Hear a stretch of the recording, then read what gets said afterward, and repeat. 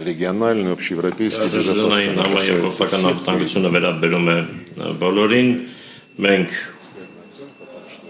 Կիսում ենք այն սկզբունքը, որ եվրոպական անվտանգության համակարգը, որը մինչև հիմա գոյություն է ունեցել, ապացուցել է իր անարդյունավետությունը, ընդ որում երկար եւ ոչ մի անգամ է դա ապացուցել։ Գործնականում անվտանգության ոլորտում արկա կառույցների կենտրոնում եղել են Եվրոատլանտյան կազմակերպությունները։ Եվրոպայում անվտանգության համագործակցության կազմակերպությունը որպես ոլորտային կառույց, իսկ որպես կառույց, որը որոշեց չնայած ԵՀԿ-ի ստեղծմանը պահպանել, ամեն ինչ անել, որպեսզի պահպանի իր գերիշխող դիրքերը, չփոխանցելով Համապատասխան սկզբունքների սահմանման եւ կիրառման սկզբունքները ԵՀԿ-ին, այլ պահելով իրան, ապա դա հյուսիսատլանտյան դաշինքն է։ Վերջերս նաեւ Եվրոպական միությունը նույնպես պետք է լինում դիտարկել որպես Եվրոատլանտյան կառուցվածքի մաս, քանի որ ՆԱՏՕ-ի հետ ստորագրել է համաձայնագիր, ՆԱՏՕ-ին է պատվիրակել իր լիազորությունների մի զգալի մասը անվտանգության ոլորտում, դրան զուգահեռ զբաղվում է իր եվրամիությանական ռազմականացմամբ, միլիտարիզացիայով այդ անվտանգության կառույցների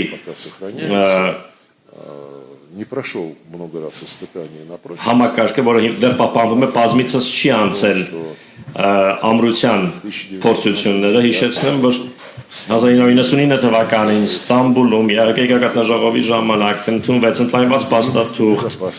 անվտանգության անբաժանելիության մասին, որտեղ ասվեց, որ որևէ երկիր, որևէ կազմակերպություն տարածաշրջանում, ԵՀԿ տարածաշրջանում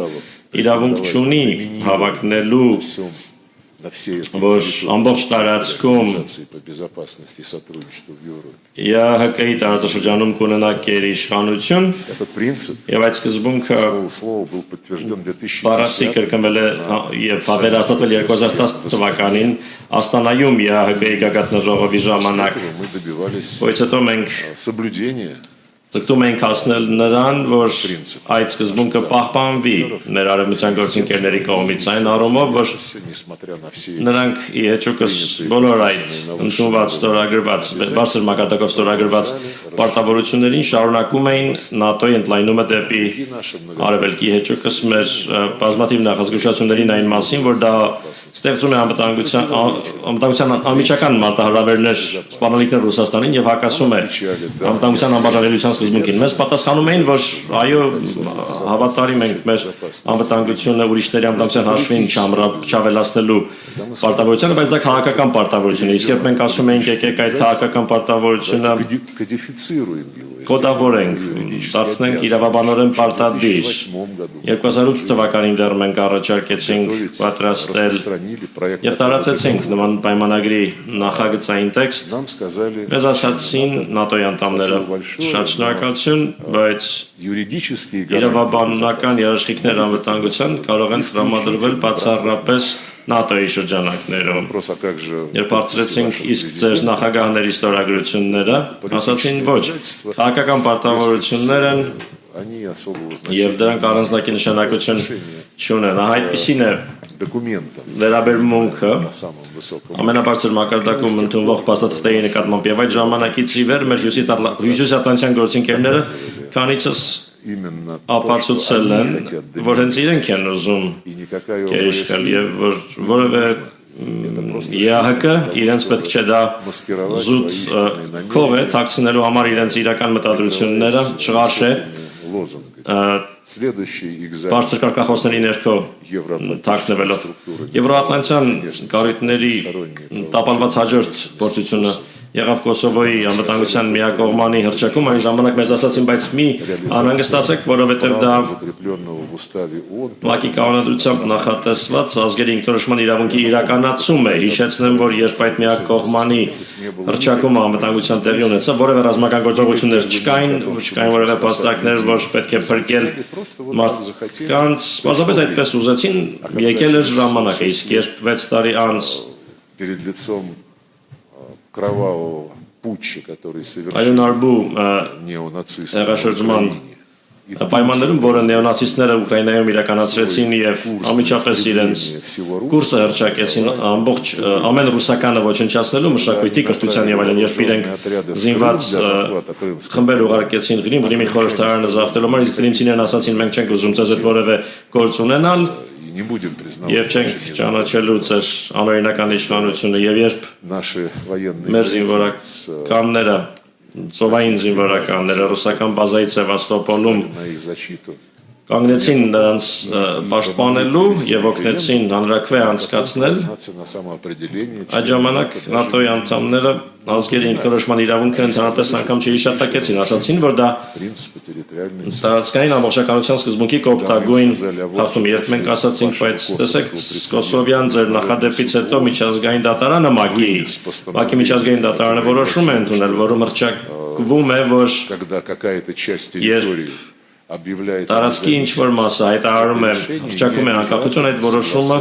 պարտադիր չէ համաձայնեցնել կենտրոնական իշխանությունների հետ։ Մեզ ոչինչ չէին պատասխանում, երբ դա էինք ասում, պարզապես արհամարհում էին։ Ոստի իհարկե նման կառույցները անվտանգության տապալումային մեխանիզմներ են, դրանք այդ փաստը ամեն օր են հաստատում, ընդ որում բացարձակ լռությամբ էին արձագանքում իմ նշած հեղաշրջմանը 2014 թվականի, որին հաջորդեցին այդ անօրինական իշխանությունը Ուկրաինայում զավթած անձանց անօրինական գործողությունները, հիշեք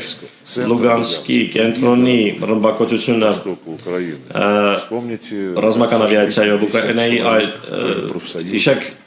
ինչպես Օդեսայում 50 հոգու արմիութենականների այրեցին եւ ոչ ոք չէր պատրաստվում որևէ հետաքննություն իրականացնել։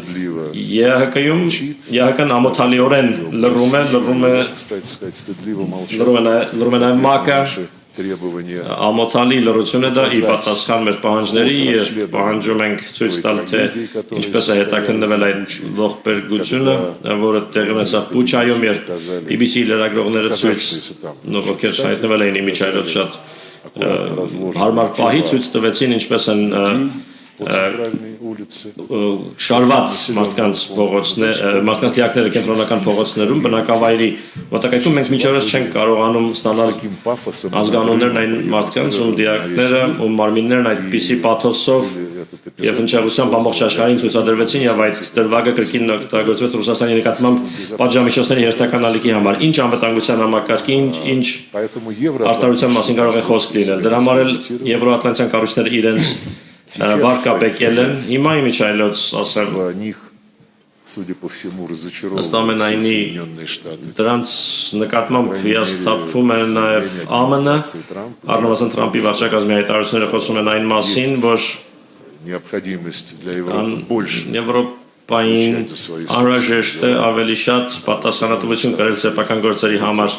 որ ԱՄՆ-ը աշխարհի այլ տարածաշրջաններում ունի առաջնահերթություններ եւ այս առումով իհարկե հարց է ծագում, թե անվտանգության որ համակարգն ավելի, ինչ համակարգն ավելի արդար կլինի։ Մենք կարծում ենք ավելի արդար կլինի անվտանգության այն համակարգը, որը վերևից չի պարտադրվում ինչ որ մեկ կառույցի կողմից, այլ որը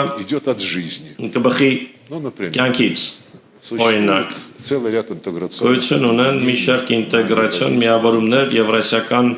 մայրցամաքում, այսօր նշված ԵԱՏՄ-ն, ԱՊՀ-ն, Հավաքական անվտանգության պայմանագրի կազմակերպությունը, ԱՍԵԱՆ-ը, Բասիթոցի արաբական երկրների համագործակցության խորհուրդը, Հարավային Ասիայում ենթատարածաշրջանային միավորումներ կան։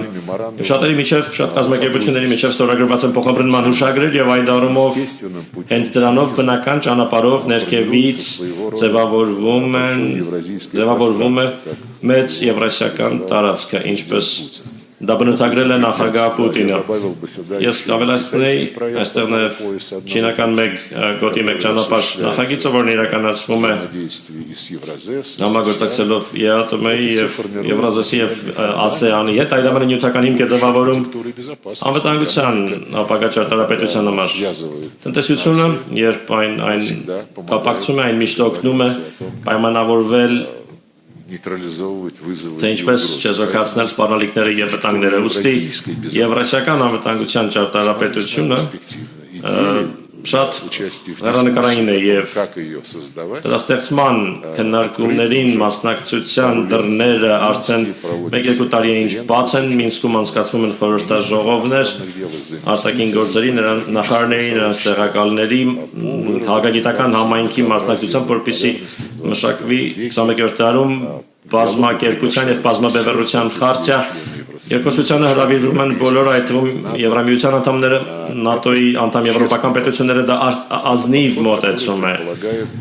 մոտեցումը որը ենթադրում է համընդհանուր համաձայնեցում հնարավոր ապագա կառույցների բայց երբ մեր գործընկերները